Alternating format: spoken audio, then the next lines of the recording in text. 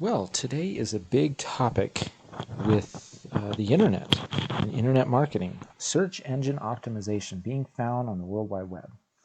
So we think about last week we talked about paid search ads and paid banner ads, and what would it look like if you didn't have to pay? Free advertising. SEO is organic, it's natural, it's free. And so instead of you paying for people to find you, people just simply come. Think about SEO as a long-term strategy. It's built on your website and a good structure of your website and adding to the content, building up links and social media and offsite links. It could take months or even years to see the fruit of the investment you put in. But as you'll notice, it's exponential. As more and more people are seeing your website and referring to it, more and more people do the same, and it becomes viral. It's all about visibility, and probably the top part of it is being relevant to what people are searching for, relevant content on your website. But also having your website search-friendly and other authoritative places and websites mentioning yours is an important aspect. And so this breaks SEO down into two parts: on-site, off-site. On-site is everything that is part of your website that you have control over directly. And it's the structure, it's the technical stuff in the background, the coding and the tags, and how fast the page loads, the images, are they too heavy or too light, the tags, the file names, all of that technical stuff, and the content, the human aspect of it, is important for making your on-site website visible. Off-site is everything that refers to your website. It could be other people and news and blogs talking about your business. With on-site, it's really broken down into two aspects: the structure, which is how it's laid out. How easy is it for not only a human but a computer to read it and find the information necessary to deliver to other people? And so as a search engine, as you know, whether it's Google, Yahoo, Bing, an international search engine, it's really built on a computer concept called a spider that crawls the internet, looks for information, and then spits it out, delivering it in a way that humans can read. And so the structure of your website is essential in that. The algorithm of these search engines, which we think someone says, well, we cracked the code. No, they didn't, because it's always like chasing a rainbow. As soon as we figure out the rules change again. And so there are certain things, though, that have stood the test of time. And having a well laid out website, things like not too heavy of files and having headlines that notate the content on the website rather than just a bunch of random text, things like that are going to make for a good structure. Content is the information itself. How useful and relevant, how much value are you adding to the lives of the searchers who are searching for your business? Your business might be a construction business and you install patio and landscaping. Well, what if you had how-tos on how to take care of your patio pavers once they're installed?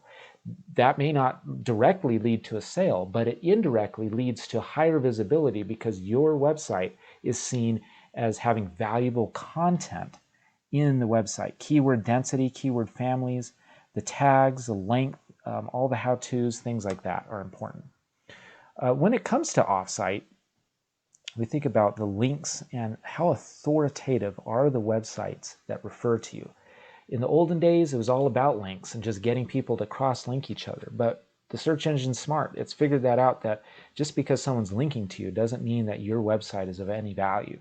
And so having the New York Times, for example, refer to you is going to be more valuable than some political rant mini page on some small website somewhere. Press releases and news, reviews websites like Yelp and Amazon.com, just the mention of your business. It may not be the actual link to your website, but just the name of your business as it's mentioned more. And even in word of mouth and off internet stuff can be helpful in developing SEO. The social media aspect of, there's a lot of businesses, they have a page on Facebook and then you see that the owner never responds to people. They have likes and comments on their posts, and yet there's no response. And so frequent responses, frequent posts that are relevant to people and related to the keywords you're going after, shares, maybe those shares become more shares and it goes viral, and other pages. Even paid ads, don't discount that as well. In the early days of Show Me How to Dance, we tried to get rid of paid ads to save money and think, well, everything is going to go SEO. And the experts actually reminded us, no, this is even paid advertising can help to an extent. It's not the only element, but it does help in ranking and page ranking. Be familiar with these tasks and tactics as we go. We're not going to do all of this ourselves. And if you're going to hire this out, SEO, you want to at least know what you're doing and be familiar. Keywords are usually grouped around families. So for example, if we are selling computers, the word computer is the keyword. It's the search term.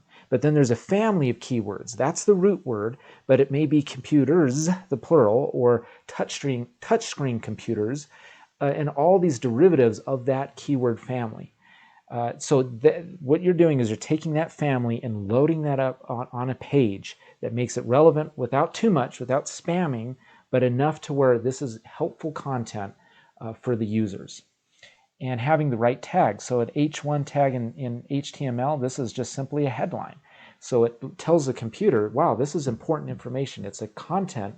Everything below this is related to this headline. Alt tags, does it contain the keyword? Does the URL contain the keyword? How dense is it compared to all the other keywords? And the content, how-tos, and articles, things like that. On offsite, being familiar with posts and the word authoritative is really important, is looking for blogs that are related to you but also have a large following and are seen as neutral.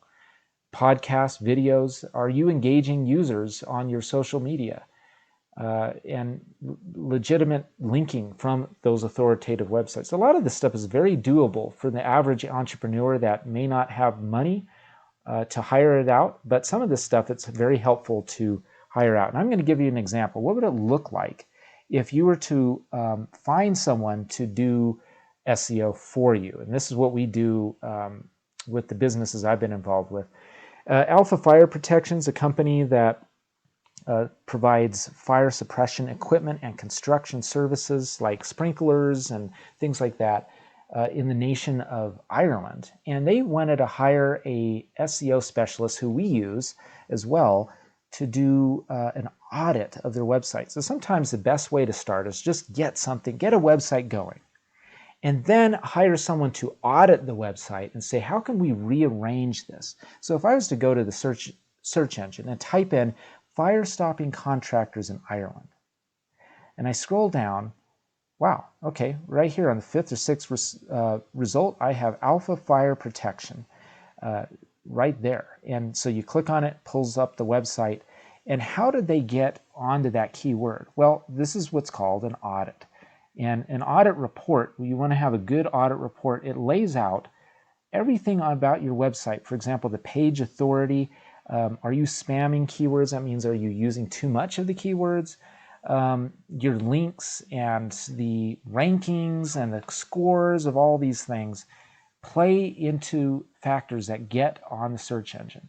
And so an SEO specialist, this is what I recommend. They have access to tools like Moz and SEMrush and other expensive software that may be unpractical. If you're just starting up a business, the last thing you want to do is now have to worry about SEO on top of paying your employees and all of that. And so getting an audit report like this could cost, the tool that we use Upwork, and we find freelancers and agencies that do this all the time. For $200, they can do this whole audit report, something that you wouldn't be able to even do. And so being able to have a good audit report is essential for this. And then what happens is then you start laying out keywords and ranking of keywords and how competitive are the keywords and how long it takes to get those keywords visible in the search results for your website. And so taking these keyword families and loading them up on the page in a way that's not spamming.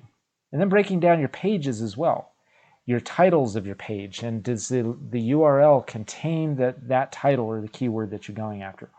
All of this is what's called an SEO audit. It starts the process, and then it leads to ongoing. SEO is an ongoing thing. It's not a one-time do it and you're done. But you start with your website itself, and then you move on to other off-site websites that will refer to that. And those links and all of the referrals, all of that plays together to create a good strategy for SEO.